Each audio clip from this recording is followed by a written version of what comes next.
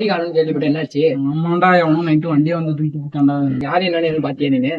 இல்லடா, யாருன்னு தெரியல. அவன் சிசிடிவி வீடியோ அனுப்பணும், பாத்தியா இல்லையா? சிசிடிவி வீடியோ பாக்கலண்ணா. வண்டி காணும் வீட்டுல உள்ளவங்க எல்லாம் சோகமா இருக்காங்க போல. என்ன அவ்வளவு பாசமா? பாயாசம் இல்லடா, நைட்டு மாவு பாக்கெட் 5,000 ரூபாய் காசு கொடுத்தாங்க. எடுத்துட்டு வண்டியில போய் மாவு பாக்கெட் வாங்கிட்டு வண்டியிலே நைட்டு மறந்து வச்சுட்டேன். மாவு பாக்கெட்டோட சேர்த்து வண்டியை தூக்கிட்டு போயிட்டான்டா. இவனா? இவன் எனக்கு தெரியும்டா. என்னடா சொல்ற?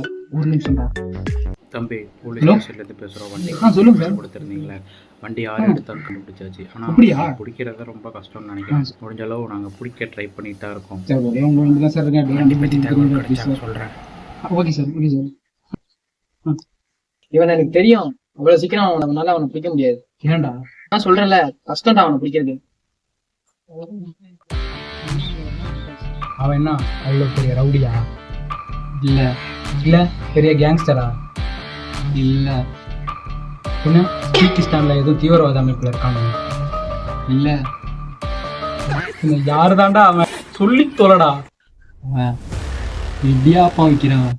எது? இடியாப்பம் விக்கிறவனா?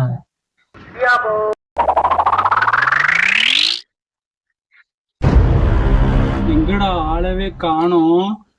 நான் தான் சொன்னல, அவனை உன்னால பிடிக்கவும் முடியாதுடா. அப்போ என் வண்டி